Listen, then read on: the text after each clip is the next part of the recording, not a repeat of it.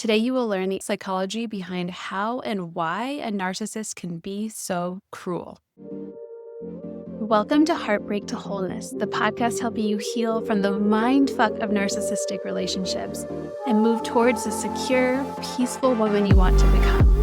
I am your host, Bree Walta, relationship clarity coach and EFT certified practitioner. Let's dive in. Okay, you know that moment when you are with your partner and you feel like you're their everything. You are the love of their life. And the next moment, you're nothing. And you're staring into those cold, empty eyes, wondering if you even know who this person actually is.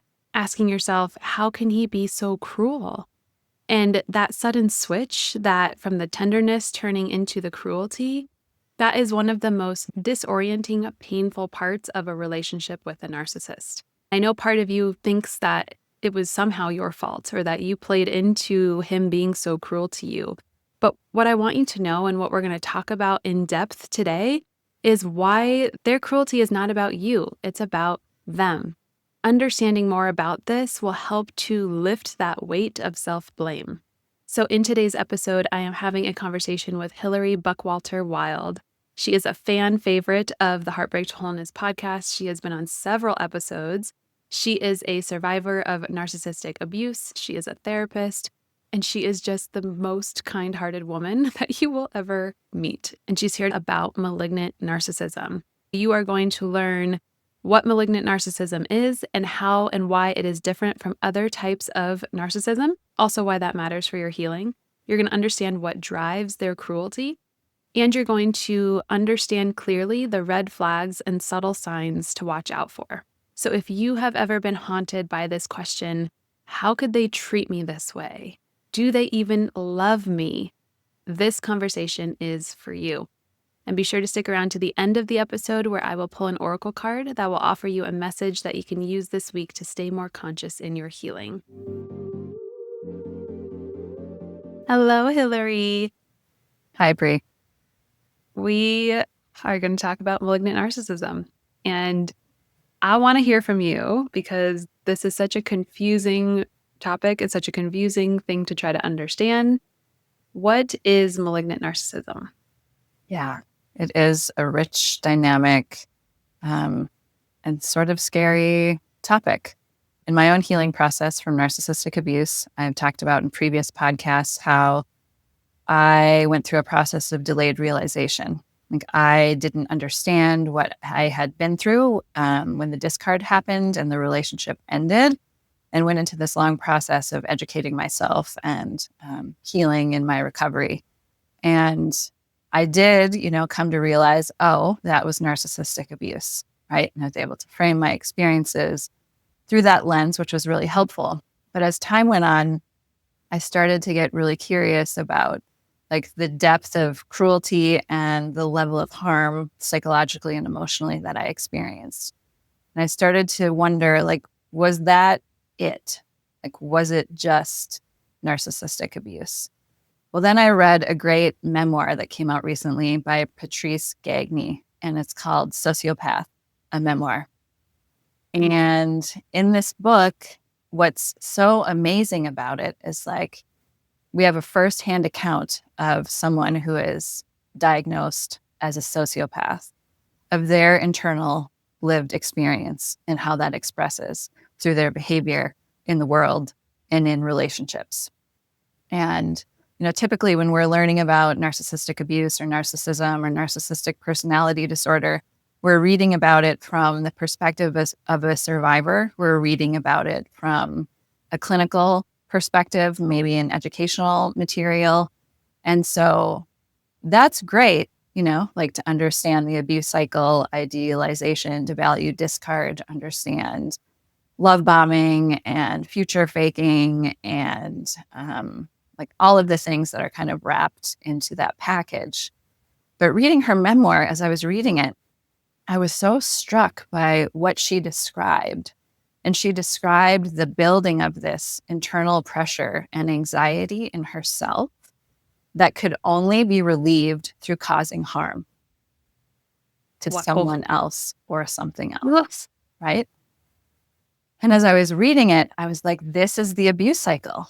This is what I experienced with my former partner, like the building, the pressure, right? Like the idealization, the love bombing's happening, but this pressure is building. And it's only through the explosion, through the devaluation, through the causing of harm and causing chaos in the relationship, which looked a lot of different ways, that pressure was released. And then we came back to the idealization phase again. And so as I was reading, I was like, this makes so much sense for what I've experienced.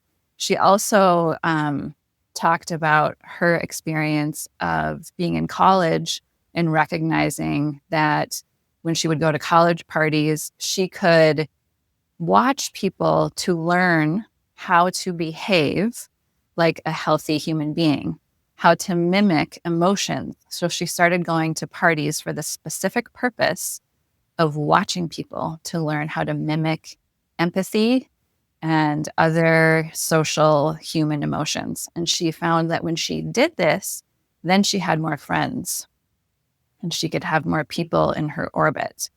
She also mimicked people's personalities and could mimic the way they talked, the way they dressed, their interests. So, like that mirroring that can also happen in a narcissistically abusive relationship, where they're saying, oh, I love that too. Or, oh, that's my favorite food, or that's my favorite hobby, as a way to mirror and create intimacy and trust. But through her lens, you really start to see like how intentional it Mm. is. The manipulation, the mimicking, the mirroring of healthy human emotions and social interactions, and like how critical that is for their survival as someone with this disorder in the world. And, I've mentioned before that I really don't like to label people through diagnoses or pathologize symptoms. However, now as a clinician, like I can really see how having a label for cluster B personality disorders in particular, narcissism, sociopathy, psychopathy, is really important, because whether it's related to trauma, it's epigenetic, it's a blend of those things. If it's environment, if it's something like physiological in the brain, something isn't right when we're not able to feel empathy, we're not able to feel remorse, we're not able to understand the harmful impact of our actions, and in fact find relief in causing harm. And so she also describes that she describes sociopathy as a brain type, which I found really fascinating. So to think about it as like when we think about neurotypical people, and then we think about people who are neurodivergent, that's kind of what she's suggesting, is like, can we think about sociopathy as like there's actually something physiologically different with people's brains who have these disorders, and how that can show up. There is some research that shows that people with cluster B personality disorders do have less gray matter in the prefrontal cortex, which regulates impulse control and emotional regulation, and also the ability to feel empathy, right? So when we don't have that, and it's showing up in these particular ways, like labeling it as sociopathy, psychopathy, narcissistic personality disorder, I think is functional. It's what we have now. But like reading these descriptions and reading her firsthand account was so powerful for me as a survivor, because I realized that what I had experienced with my ex was not just narcissistic abuse. It was much more dangerous and harmful than that, which then is where the term malignant narcissism comes from. It's a blend of narcissistic traits and sociopathy. So it's the key factor is the inability to feel remorse and the inability to feel empathy. Wow. Yeah. Wow.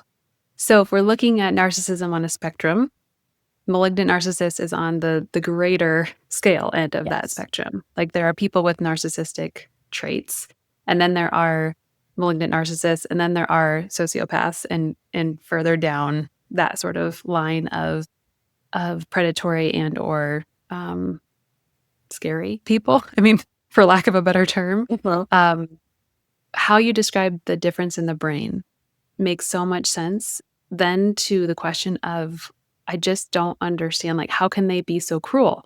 Yeah. I don't understand how someone can be so cruel.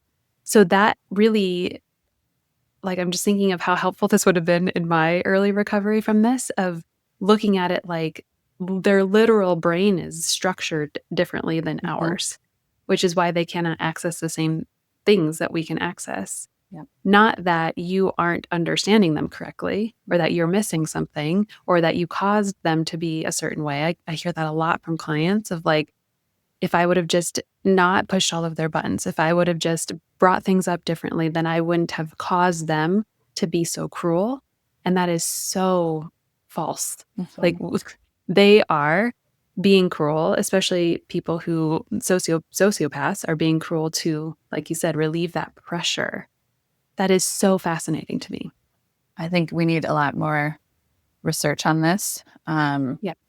It is wildly fascinating to me as well. And yeah, that cruelty piece is a real hang up for a lot of us who have been involved with these types of personalities because we're also trying to understand them from an empathetic human perspective. I'm capable of feeling empathy. I'm capable of feeling remorse. So it's not in my wheelhouse to even conceptualize that someone may not be able to do that. At least it wasn't then, right? It Right. is now. And I'll get to the cruelty piece, but there's a really interesting statistic by another psychologist. Her name's Martha Stout. She wrote a book called The Sociopaths Next Door, or The Psychopaths Next Door. It's one of those, where she said 1 in 25 people in our society have these traits of sociopathy. And like our society, for whatever reason, I think many, actually creates this brain type in some way, shape, or form, whether it's environmental, it's epigenetic, it's a mix of those things, trauma. Um, and this is actually perhaps a public health issue. There are more sociopaths than schizophrenics. And so, like, Wow. understanding this brain type, understanding the ramifications and pitfalls and danger of being in relationship with someone with these traits, whether it's romantic, it's a coworker, it's a boss, it's a religious leader, it's a politician, um, is really important. So, like advocacy, education, particularly for survivors, but also some forms that can be preventative, right? So that we can stop these sorts of situations from happening because we understand what to look for and what they are and that this does exist. And I think, that cruelty piece kind of leads into this like disbelief that people like this exist and that Yeah. they appear normal because they can mask very, very well and are very intelligent and adept at manipulating and showing up in a particular way so that you think that they're just like everybody else. And like that piece is really frightening. And I think that fear leads us to like, well, it's only a couple of people. It's just serial killers. We don't Yeah. really need to talk about this, but it's becoming more and more into like the cultural awareness and cultural lexicon, which gives me hope. Um, but that cruelty piece, yeah, it's mystifying to try to understand how someone could be so cruel. Like I remember with my ex, like how I could sob and cry, and he would be dead in the eyes, as if I Yeah. was nothing, if I was less than nothing. When just a Yeah. few minutes prior, he had been telling me I was the love of his life, his one, he was going to marry me, and he was so proud to be my partner. Like that Hmm.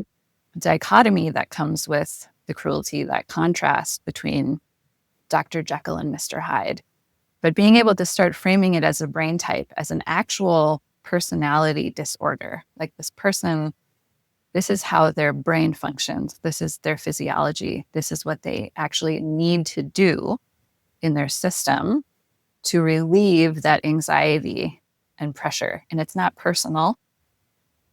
even though it Yeah. causes personal harm. Yes. I swear, and with my ex, who I cannot diagnose, but I, from my experience, would say that he is a malignant narcissist. There were moments where his eyes, like, went black. Like it was like looking into, like, a deadened soul is the best way that I could describe that, and it was fucking terrifying.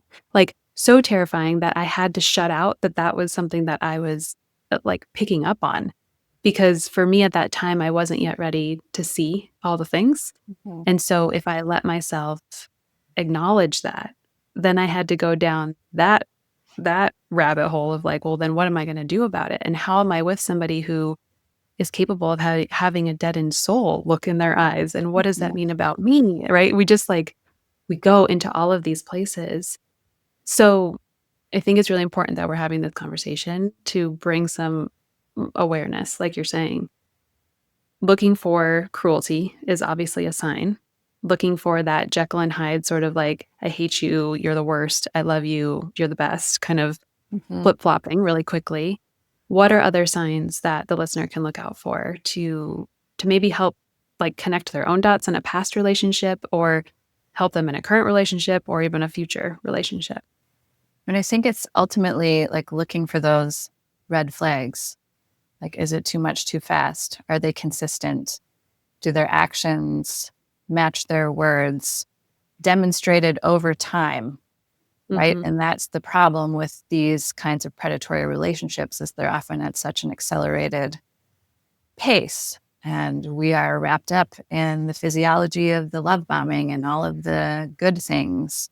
And so all of those flags kind of pass us by. So when we can take our time, when we know ourselves well, I think it's even maybe more about us than it is about like what to look for in them because they can be so good at hiding. Yeah. You know, they'll reveal themselves over time Yeah. eventually, like with insidious comments, tearing you down, Mhm. not following through with promises, or, you know, yelling and swearing, whatever, however they're manifesting those things. Like those are red flags while they're happening. But it's also the beginning. Like, Yes. do I know my system? Do I know myself? Do I know my past wounding well enough to be able to discern what's happening in me with this person? Does that make Yes. sense? Totally. I love that because it can present in 4 million ways depending on the person and their history and the type of narcissism. Like, there's so many flags that we can look for. And I think flags are helpful to an extent, but I think what you're saying is the most helpful or the most impactful is the real flags are our own internal feelings that something's not right.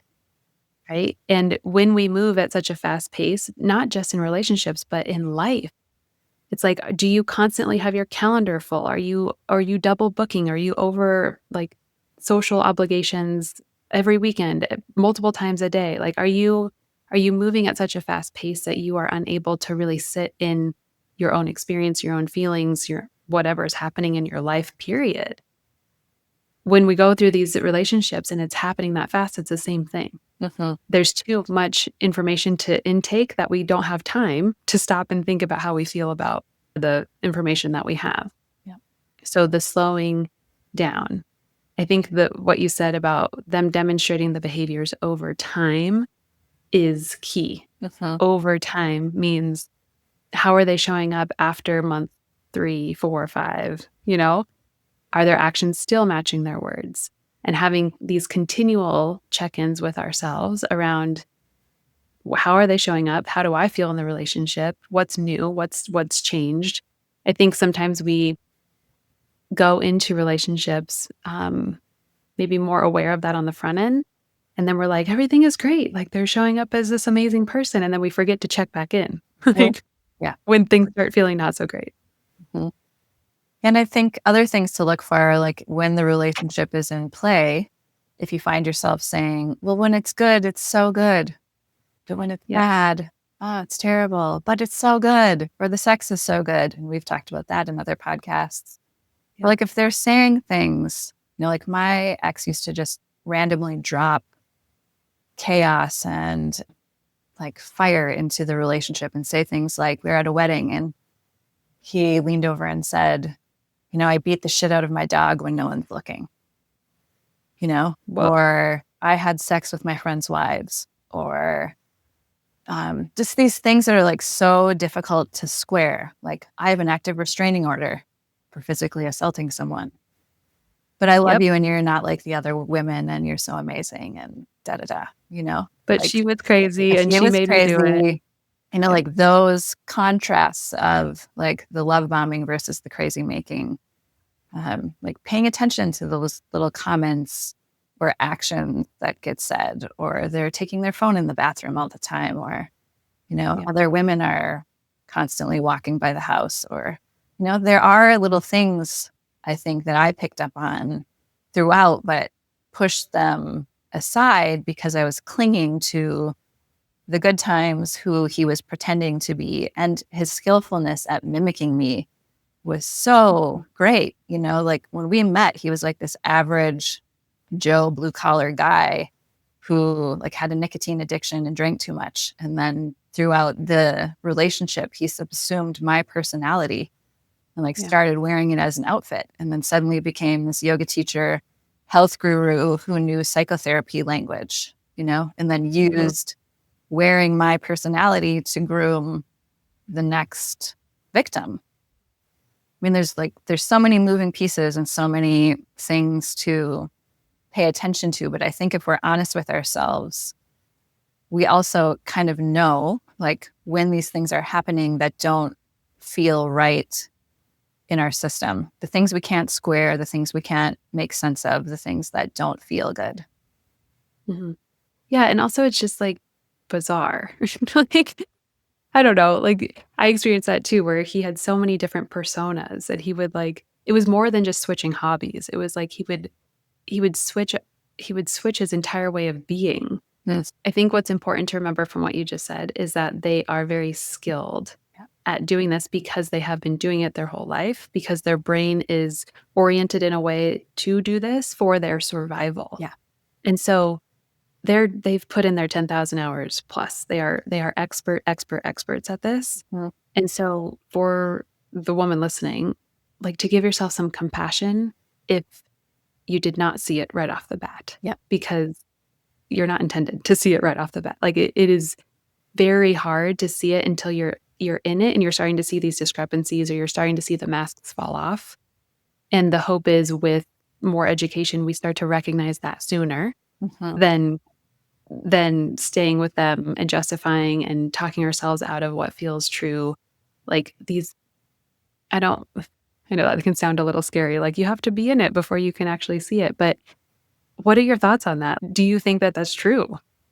I mean, in some cases, yes, like without education and advocacy and prevention, how are Yeah. we to know? And so, this statistic that 1 in 25 people might have these traits or this brain type in our society is compelling because we need more education and prevention and advocacy so that we can start to recognize what we're in, or even the tingle of it, the tendril of it Yeah. when we meet somebody with these Mhm. traits. But right now, we're so wildly in the dark, like collectively speaking, right? Yeah. So often we don't know what it is until we're in it and we're experiencing harm.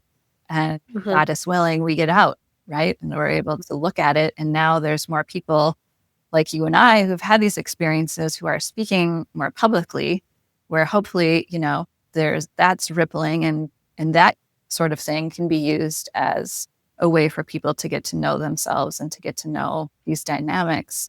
But I think Yeah. like so much more is needed. Like this is real. And, Yeah. it still like takes my breath away sometimes that this was my experience, that I actually spent 2 years living in a reality that was curated just for me by somebody else with, I believe, malignant narcissistic traits, who was doing that on purpose to control me, to extract from me, to get what they needed, to take on my personality in order to get it from other people. It's insane. it shouldn't happen. I had the same experience when I started piecing together the pieces of the puzzle that were really uncomfortable to see. It's like this image of who this person actually was, like, started coming together as I put more of the pieces into the puzzle. And the first thought that I had was like, how was I sleeping next to this person for 4 years? Mm. This person is capable of this.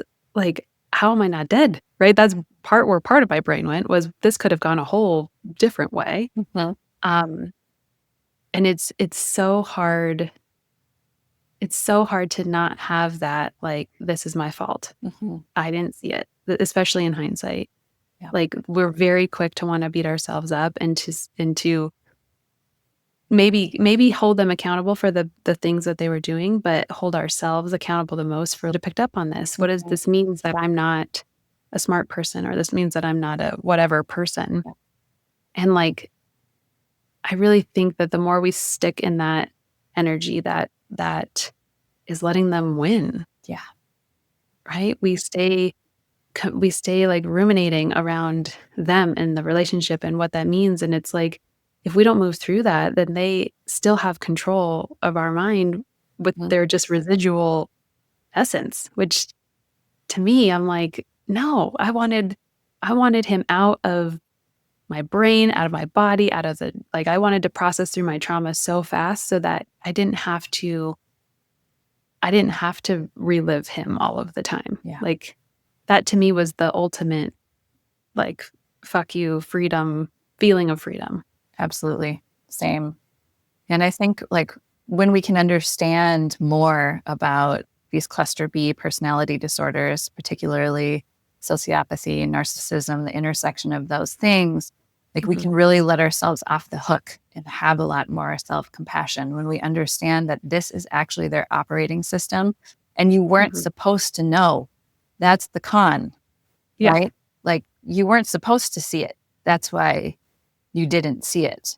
And that they yes. are such high level manipulators and so skillful at masking that you're really not going to see it until they start tripping up, right? Because the other piece of this brain type is that they lack empathy and remorse and understanding about human social interactions and cues. So they're going Mhm. to trip up. They're going to eventually get something wrong. They're eventually going to say something and not be able to repair it. And that's only going to intensify and escalate as the relationship goes on. So, Yeah. inevitably, I think we do see it for those reasons because they're skillful, but Mhm. it only goes so far long term with the same person. Yeah. So then part of our work is listening to ourselves when we start to see the thing, to feel that something is off.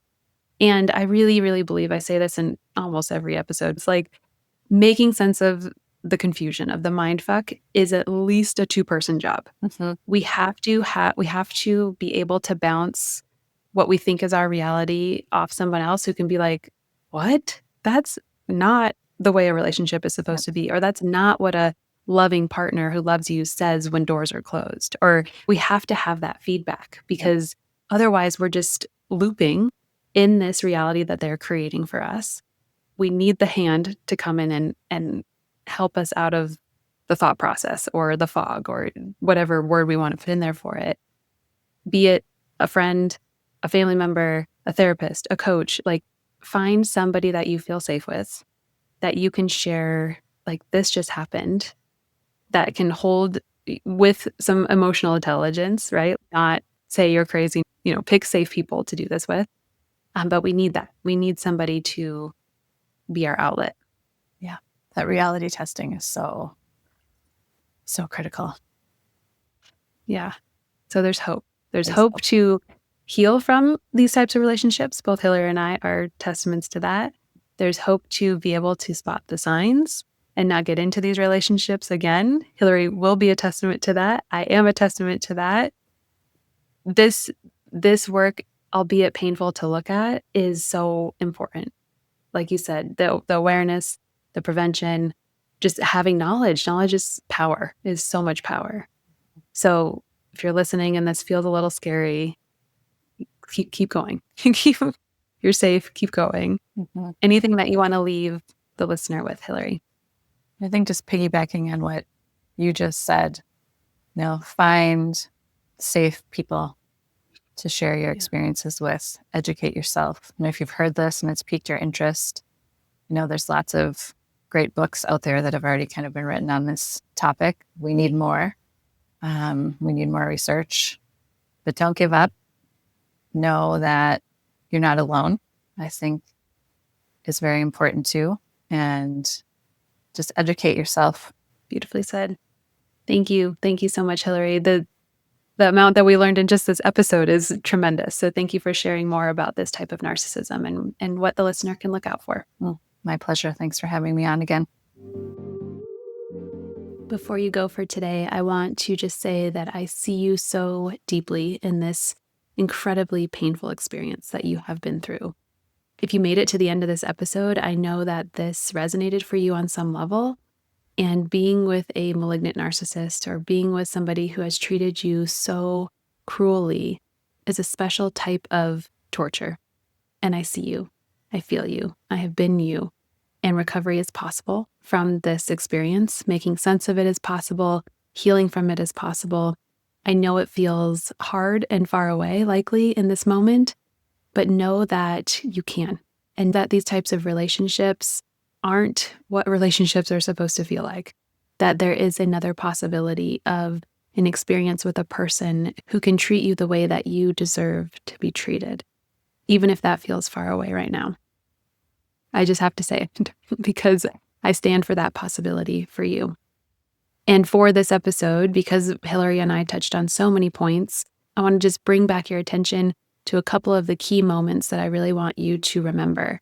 So from this episode, you now know the difference between what a malignant narcissist is versus other types of narcissism, and why understanding the type of person that they are, this personality trait, is actually really helpful to understand that cruelty. You now also know what drives that cruelty, and that it isn't about you, that it's an internal drive within themselves. And we covered the red flags and the subtle signs that you can look out for so that you don't fall into this narcissism trap any longer, so that you can take accountability for all of the pieces that you can heal within yourself to not attract those same sharks in the water. And with that, let's go ahead and pull an oracle card to offer you the message that you are needing this week. What came out was the Judge. So I will find the Judge in the book and I will read to you what it says. The Judge sits in the tall chair overseeing a situation, argument, decision, or conflict. It is a position and a perspective of reverence and responsibility. Looking through the eyes of the Judge, you will find yourself in a position of authority, one that requires patience, discernment, and compassion. The Judge doesn't indiscriminately pass judgment without all the facts, context, data, empathy, and love. It's a perspective of wholeness. See the whole picture and make the best decision you can at this time. If you need more information, get it. If you need time to take it, take it. If you find yourself at a crossroads of a big decision, the Judge is here to remind you that a decision made with a little bit of distance and time is better than one made of reactivity or fear.